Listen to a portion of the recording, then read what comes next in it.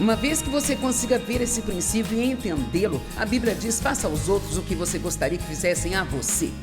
Então, você consegue mudar. Tem muitas coisas em sua vida que você pode mudar, apenas aprendendo a semear as sementes certas.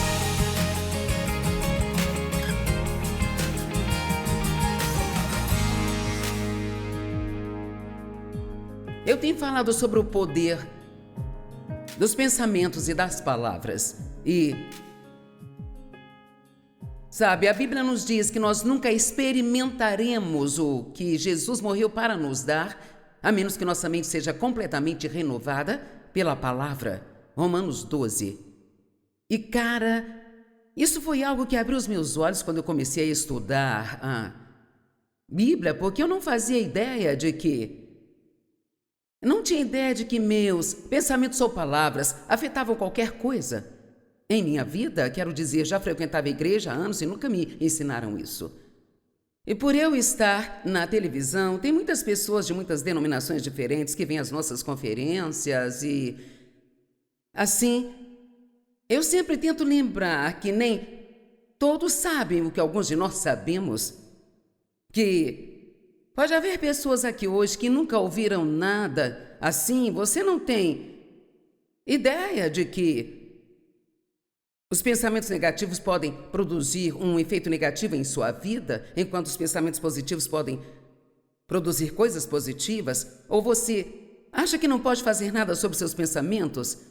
Pensa o que quer que venha à sua cabeça e você não entende que você não tem que pensar em algo se não quiser. Você pode escolher pensar em algo que beneficiará você. Eu não tinha ideia de que as minhas palavras afetavam minha vida. Eu apenas dizia o que eu sentia vontade para quem sentisse vontade de dizer, sempre que sentisse vontade. E então, mas Provérbios 18, 21 diz: o poder da vida e da morte está na língua. Sabe, isto é uma escritura.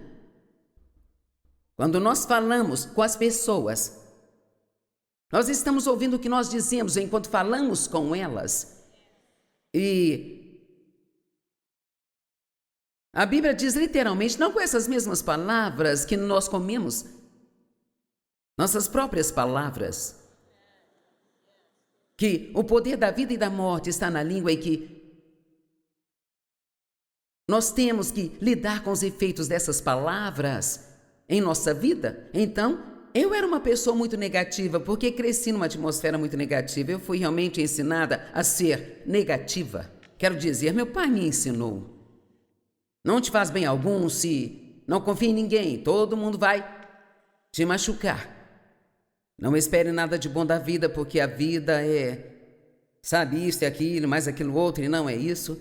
E então, eu tinha uma atitude muito negativa. Qualquer pessoa aqui que cresceu com uma, sabe, tudo ao seu redor era negativa, então isto se tornou normal para você. E demora um pouco.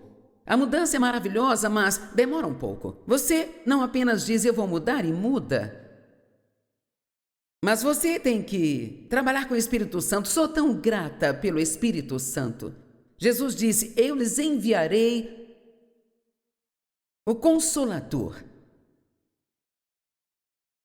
E o Espírito Santo é também um encorajador. E, cara, todos precisamos de conforto. Desculpe. E então, todos nós precisamos de conforto e encorajamento, não é? E Jesus disse: vocês vão ficar melhor quando eu for, porque eu enviarei o Espírito Santo. Como podemos ficar melhor do que ter Jesus? Porque ele estava no corpo humano, só podia entrar em um lugar de cada vez, assim como nós, mas o Espírito Santo, literalmente, posso estar aqui falando e o Espírito Santo pode estar falando algo diferente a cada um de vocês. Da minha boca saem as mesmas palavras para todos, mas ele pode tratar com cada um de vocês com base no que precisam. E eu quero que você entenda hoje que o Espírito Santo está ministrando a cada pessoa aqui, pessoalmente, algo que você precisa ouvir. Deixe-me perguntar, quantos de vocês, você precisa se sentir melhor fisicamente do que você se sente? Ok. Bem, acho que a maioria de nós tem problemas com isso e a maior parte disso é causada pelo estresse com o qual nós lidamos na vida de hoje. Eu posso garantir que o estresse não vai desaparecer, então temos que mudar a forma como... A vida não vai mudar e se isso acontecer, ela só vai piorar. Não estou sendo negativa, você sabe que... Quero dizer, as coisas vão piorar antes que Jesus volte. E eu costumava pensar, sabe, se minha vida mudasse, finalmente descobri que eu é que tinha que mudar. Então, entenda, você é aquele que tem que mudar a sua vida e não será uma vidinha agradável onde nunca haja nada para se preocupar, nenhum estresse. Temos que aprender a lidar com a vida de forma diferente. E o que eu quero ensinar hoje é como nossos pensamentos e palavras afetam nossa saúde. E antes de qualquer coisa, primeiro eu quero dizer que não estou de qualquer maneira, jeito ou forma dizendo que todo mundo que está doente é por sua própria culpa, por causa da maneira como fala ou como pensa. Existe o pecado no mundo, existe a pressão do mundo e eu acredito que toda doença é causada pelo pecado, mas não necessariamente o nosso pecado pessoal. É apenas quando eu li sobre a maneira como as coisas eram no jardim, nos primeiros dias, quando as pessoas viviam 950, 980 anos e, sabe, o diabo levou muito tempo para nos ensinar a morrer. E nós percorremos todo esse caminho até aqui, onde a expectativa de vida de um americano chega a cerca de 40 anos. E então... Mas tem coisas que nós podemos fazer para nos ajudar e nós precisamos fazê-las. Me surpreendeu quando eu reuni tudo isso, quantas escrituras falam sobre como tantas substâncias diferentes entraram nos ossos deles e fizeram com que ficassem fracos e até mesmo escurecessem a visão deles. E isso tem muito a ver, especialmente com a forma como pensam e a maneira como falam. E então, pensamentos e palavras são muito importantes. Se ninguém nunca lhe disse isso, você vai tirar proveito do que vai ouvir aqui hoje, mas eu tenho muito material sobre esses dois assuntos. Eu quero te encorajar a visitar a mesa de recursos ou entrar na internet e adquirir várias coisas boas.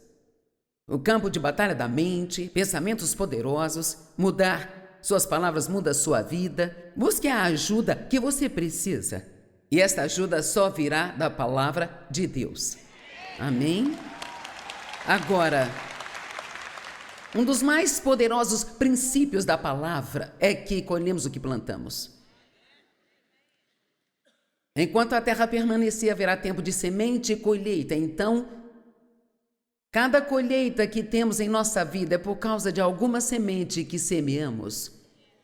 Por exemplo, a Bíblia diz que, como você julga as pessoas, você será julgado. Se semear misericórdia, colherá misericórdia.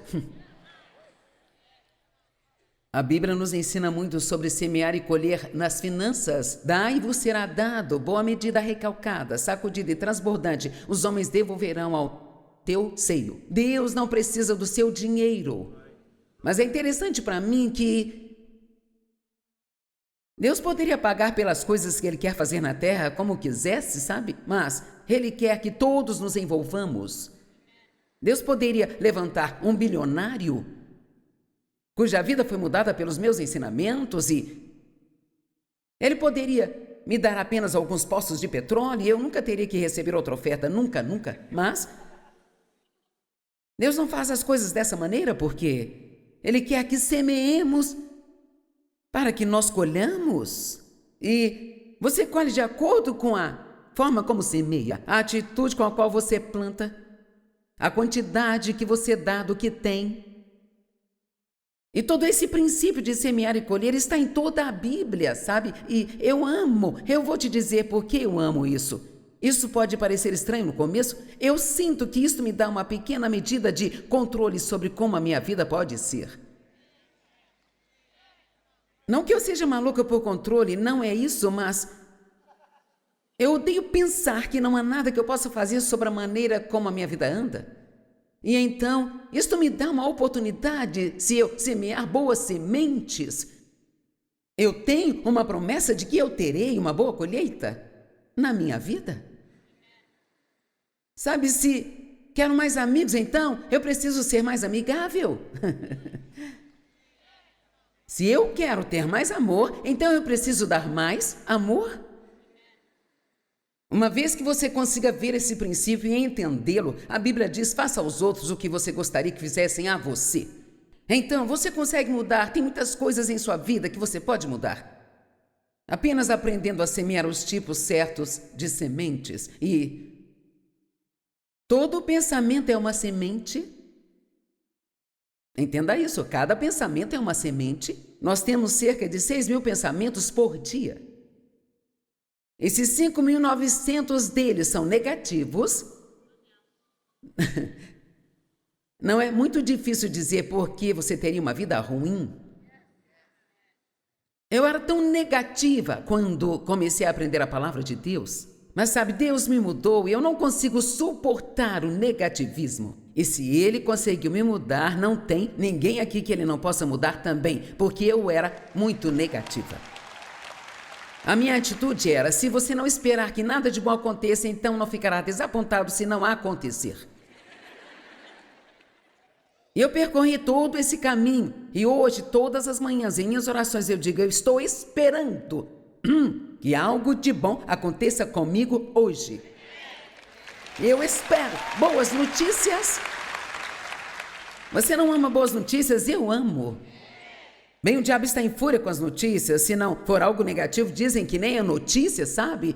Mas posso te dizer que existem boas notícias, só precisamos ouvi-las. Deus está fazendo muitas coisas boas na vida das pessoas na terra. Precisamos ter um bom jornal de notícias. E eu não vou começar um. Amém? Gálatas 6,7 diz: não vos deixeis enganar, de Deus não se zomba, pois tudo aquilo que o homem semear, isso ele também vai colher. Se você semear exercício, colherá músculos.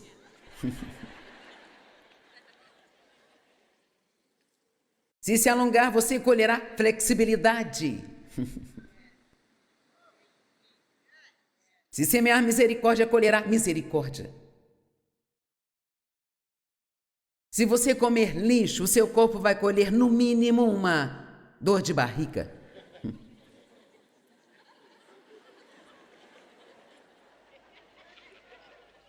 Se você semear com melancia, vai ser mais fofo do que você quer ser.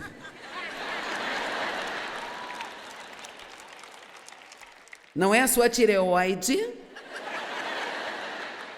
não é o seu metabolismo, é a sua boca.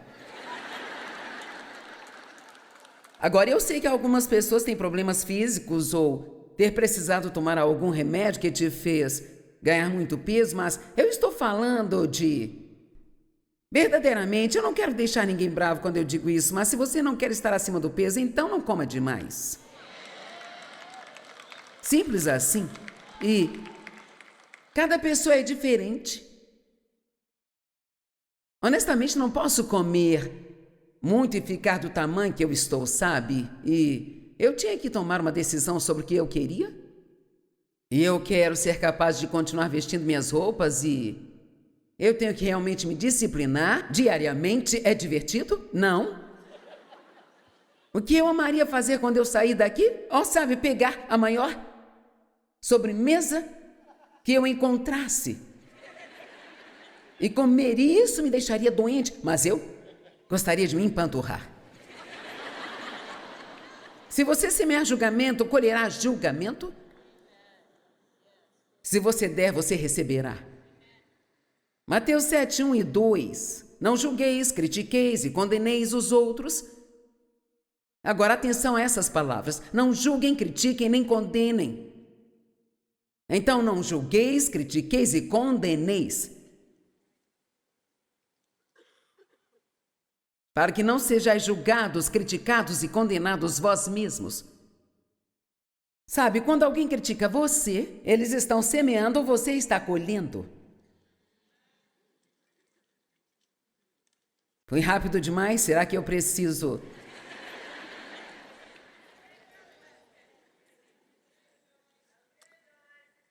Pois assim como você julgar, criticar e condenar os outros, você será julgado, criticado e condenado, e de acordo com a medida que usar para medir os outros, isso será retribuído a você.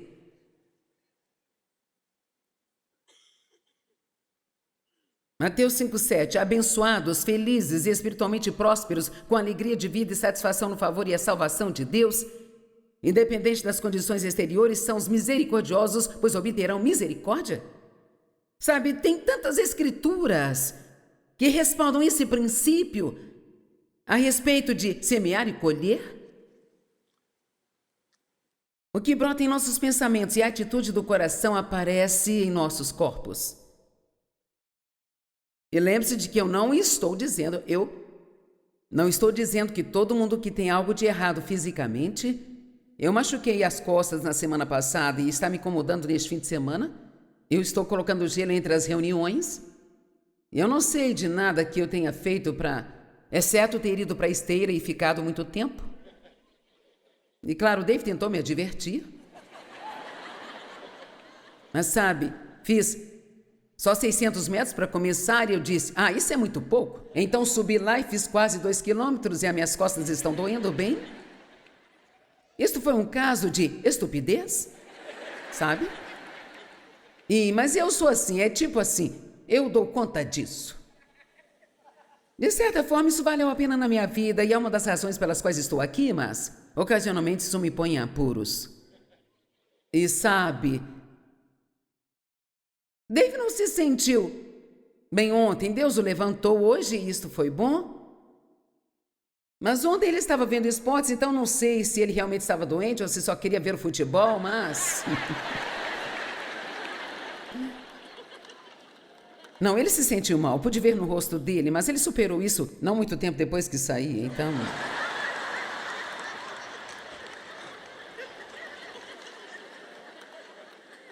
Mas eu não acho que Dave fez nada para ele se sentir mal, então, por favor, eu não quero condenar ninguém, não estou dizendo que tudo o que há de errado, mas quero que esteja aberto a entender que o que você pensa e o que você diz, isto te afeta. Agora, eu vou te dar um exemplo ótimo. O Dave sempre foi mais saudável do que eu. Eu tive vários problemas de saúde, tive 2 ossos do quadril substituídos, tive câncer de mama. Eu poderia continuar, mas eu fiz uma esterectomia, que me trouxe mudança de vida, porque eu tinha câncer, não podia tomar hormônios. Então tive momentos terríveis passando por essa mudança de vida. Foi horrível. E pregando o tempo todo, ministrando para outras pessoas. Aqui novamente, Deus nem sempre me livrou, mas me sustentou. Como Dave me perguntou nesta manhã, suas costas doeram enquanto estava pregando? Eu disse não, mas começou no minuto em que eu desci os degraus. É incrível como Deus, Ele sempre me protege quando estou aqui. E eu agradeço a Deus por isso. Mas Dave sempre foi mais saudável do que eu. Mas eu comecei sendo abusada sexualmente pelo meu pai.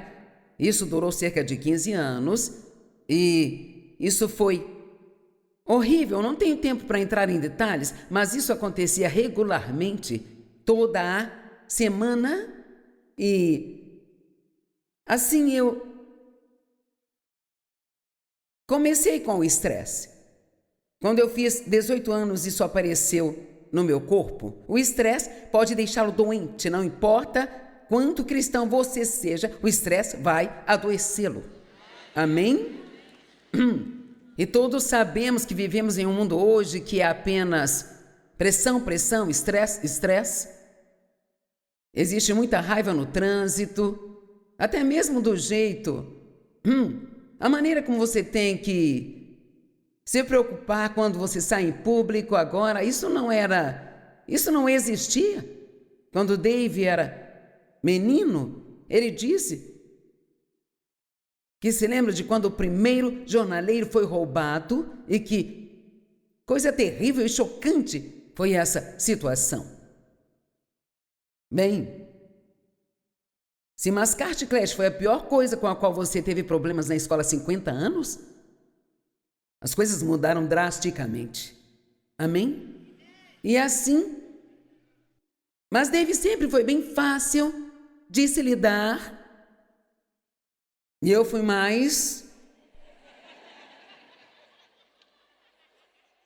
Ele está sempre lançando seus cuidados, e esta é a sua resposta para tudo. Sei que ele está certo, mas eu vou lá consertar aquilo, sabe?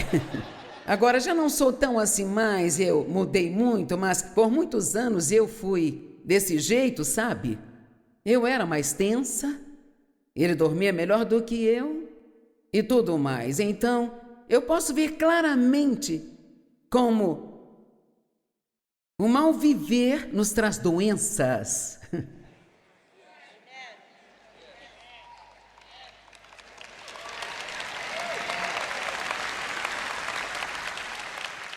Não é de admirar que Jesus tenha dito: vinde a mim todos que estão cansados e oprimidos, e eu aliviarei vocês. Eu tranquilizarei, relaxarei e refrescarei a sua alma. Tomai o meu jugo e aprendei de mim, pois eu sou humilde, manso, gentil e puro, e eu não sou duro, rude, afiado, nem pressiono.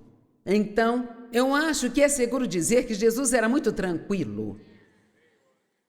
Não consigo imaginá-lo tendo pressa. Você imagina tendo pressa? Eu li um livro muito bom recentemente, e eu sei que se eu ler um livro, você vai ligar para o escritório e perguntar qual era o nome dele, então... Ele se chama... Era um livro sobre não ter pressa. Não me lembro o nome dele. John Mark Comer o escreveu. Então, não ligue para o escritório, não escreva, nem ligue. John Mark Comer, A Eliminação Implacável da Pressa. Um livro muito bom, e uma das coisas que ele disse, uma das principais foi: você não pode ter pressa e andar em amor. E é isso que eu faço, essa é minha oração, meu objetivo. Eu realmente quero, mais do que tudo, andar em amor em todos os momentos com todas as pessoas. Isso é só o que eu quero. É só isso que eu quero. Eu quero ser uma cristã madura, realmente quero amar as pessoas porque elas precisam tanto disso. E se você está com pressa o tempo todo, isso não só coloca muito estresse em você, mas vai deixando passar coisas com as quais Deus quer usá-lo. Você nem percebe ou as vê. Alguém pode estar sofrendo ao seu redor, você não presta atenção a isso porque está com muita pressa. E assim, se você quiser aliviar um pouco do estresse em sua vida, apenas diminua a velocidade, apenas desacelere. E talvez tenha que fazer 5, 10, 20 plaquinhas e colocar por toda a sua casa. Desacelere, desacelere, desacelere, desacelere. Amém? Minha família me provoca, embora não seja engraçado, é parte do meu. Isto mostra como sou. Eu estou sempre pronta para a próxima coisa, enquanto uma outra está acontecendo. E assim, quando estou na metade do caminho de casa, de onde estamos voltando, pego as chaves da minha porta. Fico pronta para abrir a porta quando chegar lá. E minha filha me leva a muitos lugares e ela diz: mãe, você poderia, por favor, esperar até que eu estacione o carro antes de você abrir a porta e tentar sair dele? Não sei por que sou assim, mas eu fico com a mão na maçaneta, sabe? Deixe-me dizer, pode não haver nenhum evento, mas eu estou pronta.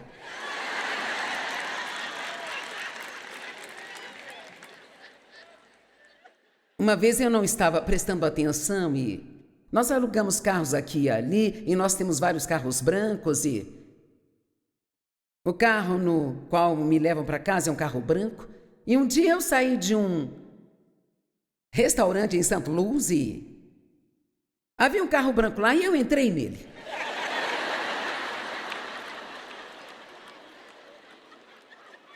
Bem, adivinha, eu entrei no carro de alguém que me conhecia. Da televisão, ela se assustou. E ela ficou... Ah!